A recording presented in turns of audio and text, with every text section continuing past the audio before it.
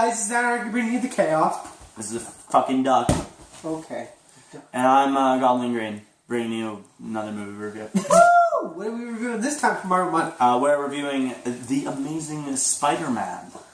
Woo! A good Marvel movie. Very rare, but it wasn't It wasn't filmed by Marvel It Studios. wasn't complete trash. Well, that's because it was filmed by Sony, a good, decent company. Okay, let's start with the story. Okay, it's your general Peter Parker story. Gets Okay. bit, spider. Yeah, it's basically a rewarping of the Spider-Man story from Mark Can't do Webb, that. It's impossible. Not allowed to.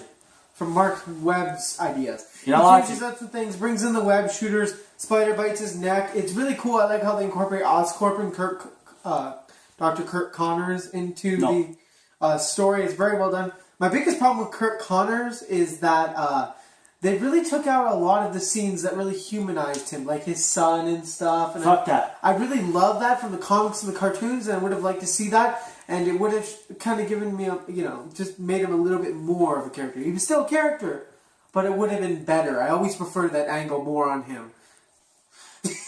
Anyways, so yeah, I enjoyed him. I think he was a good starter villain. He was definitely a good I villain. did feel some sympathy for him, though. He's not, like, devoid of sympathy. But anyways, so this is your general, like, Spider-Man thing. Like, he gets bit, and he becomes Spider-Man. He tries to find the guy who killed Uncle Ben, And then he stuff just like that. stops for no good reason. Yeah. Just no reason, out of nowhere, he just kind of stops looking for him. This movie gets lost occasionally. Yeah, this movie it just kind of loses its way and then pulls it back. It sets up a plot and then little plot points, and then it kind of diverts away from that. It's just using it to forward the movie so they can get to the plot they actually want to do. Like, I mean, fine. I guess they had the dinner table where he's like, the guy's like, Spider-Man's not looking to solve crimes, he's looking to do a vendetta, so he's like, I'm going to prove him wrong, but I mean, come on. Yeah. So what happens is the doctor's losing his arm, right? His arm's gone, and Osborn's dying, by the way. And Osborn's dying. Cliff note. That's why he's creating the formula, also for his arm. So basically he's dying, right? And he basically wants his arm back, right? And the only way to do that is with lizard DNA, because lizard DNA, they can reproduce their tails and limbs and stuff like that. Yeah, exactly, and heal. So he wants to do that. So basically what happens is Peter Parker uses some notes from his dad, who actually has a character this time around. Yeah. And then... She gave the parents character and a reason why Peter lives with Uncle and Aunt. No! Unlike every other... Never do that. Unlike the Tobey Maguire... Ever. Sam Raimi Spider-Man. So anyways, so he shows them how to make this formula. He uses the formula, it works. It works on the mouse for like a couple days. Yeah, definitely. And then on the human, he turns into a giant fucking lizard and fucks it up. Yeah, definitely. And then Spider-Man stops him with a giant blue light in the sky. Like every other superhero movie. So and Ghostbusters, too. So anyways, yeah, that's the basic plot synopsis. There's a cool fight. There's cool fight scenes, I like the lizard because he's green. The fight scenes were great. When he was like... one was the best one was when he was wrapping him. Yeah. He made him fight like a spider. Spider-Man wrapped him in webbing instead of wrapped the lizard in webbing. That was so cool. There's great set pieces, great... The female lead actually does shit. Yeah. Anyways, Spider-Man. So the Spider-Man was great. I like them incorporating the web shooter. It shows that he's smart. He's a scientist. Because it really wasn't shown in the last ones as often. This one shows it a lot better, I think. I mean, he's a dorky teenager, and he rides a skateboard. Oh my god! But they still show that he's a nerd. He's able to create these web shooters, and they actually show how he makes the costume. I do miss the drawing segment from the Sam Raimi Spider-Man, though, where he draws out. That was always one of my favorite scenes, and I always miss it. He's in a mask. Let's see. Peter was great. My biggest problem with the actor was he just kind of seemed drunk some of the time. Like what the fuck? Like just kind of seemed drunk. Not what he was saying, but just his his body language. Like when he's talking to that girl at the beginning, she's like, "You're Peter Parker." Right? He's like, "Yeah, I'm Peter Parker. What's up?" Just his eyes and his body language is giving off kind of like he's drunk. I didn't get that.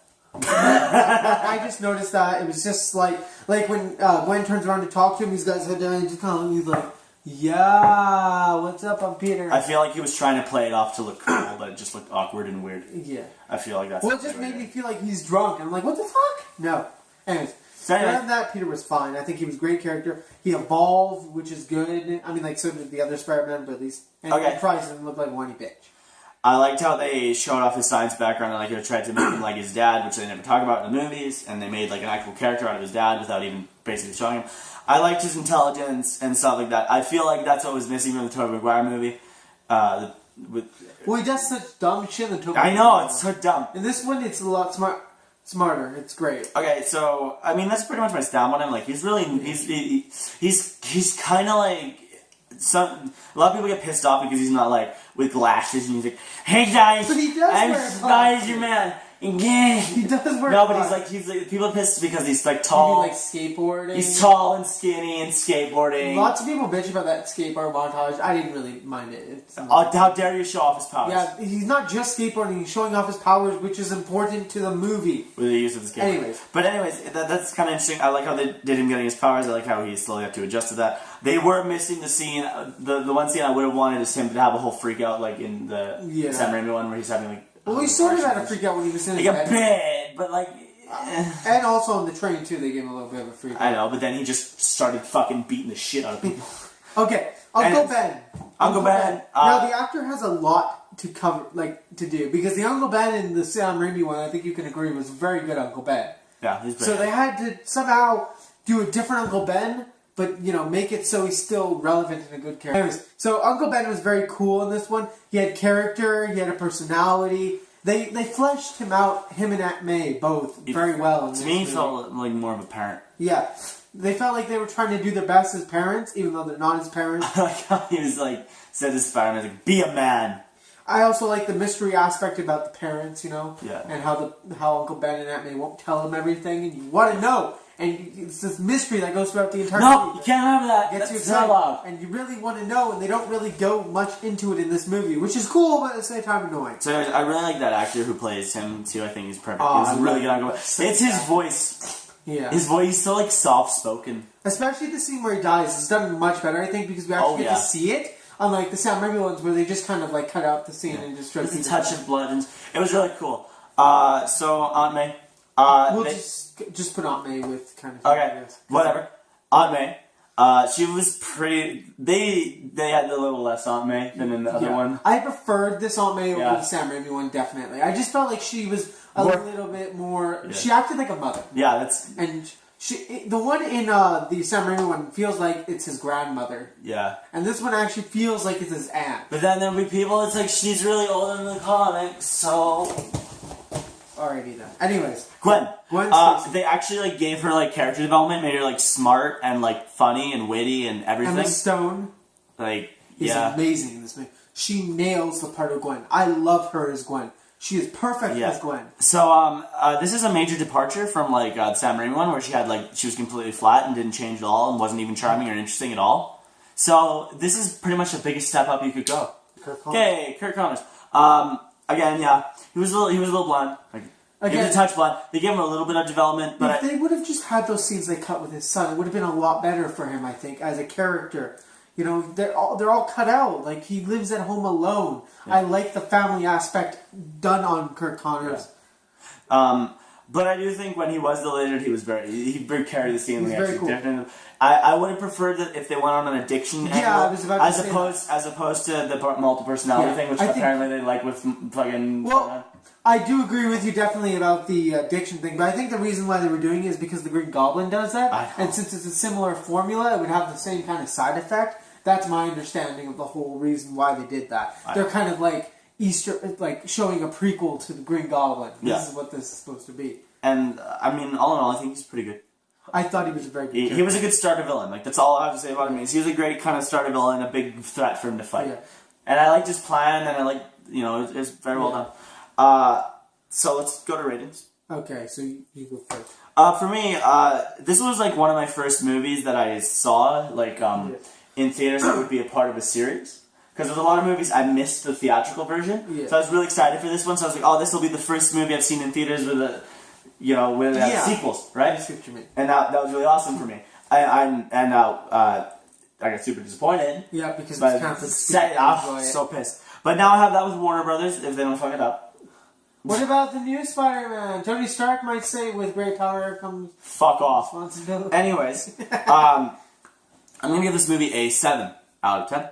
I thought it was really well. I thought every actor did their part. They did a great job. The Gwen Stacy and the Peter Parker, the characters you really need to get right, they got really right. Lizard kind of got left in the dust, but I mean, Yeah. what do you want? I'm So going I to don't know, give you it guys. a 7.7 out of 10. And this is probably one of the highest Marvel movies that you guys will see rated from me, because I'm not a big fan of Marvel movies, but I am a fan of Spider-Man, despite me hating Marvel. They have created a few rare good characters, and I do enjoy these movies more than the Sam Raimi ones. Compared to them, there were some things I preferred about the Sam Raimi ones, and there were some things I preferred about the Mark Webb one. I think you would agree. That's kind of the biggest problem with these two Spider-Man kind of franchises. They will be compared. Yeah, no, it's not even that. It's that, like, some do something really well and others, like, fail. And, like, they both kind of have things where they fail and do good. Well, what I like about them is they're very similar, but at the same time, they get to certain points differently. Like, Uncle Ben dying is done differently, and it doesn't ruin the movie, and it doesn't ruin Spider-Man. No, it does. It ruins the essence of what makes Spider-Man Spider-Man. This movie shits on Spider-Man. Anyways, as I was going to say, and what I like about that is if you're more of a classic Spider-Man fan, well, you got your Sam Raimi's. If you're more of like a modern Spider-Man fan and you're looking for a different look on Spider-Man, that's still very cool and a little bit more funny, I would say, then the Mark Webb Spider-Man, Amazing Spider-Man series is probably going to be your favorite. And I like having those options. Yeah. It's very cool. And they didn't Dark Knight it. And then we're going to get the new Spider-Man, who's basically going to be like every other Marvel movie, so that's great. Anyways, so this is Nerds United. Bringing you another movie review. I'm Anarchy, bringing you the chaos. And I'm Goblin Green. And thanks for watching, guys. Please subscribe and hit that like button. And comment below what you thought of this movie.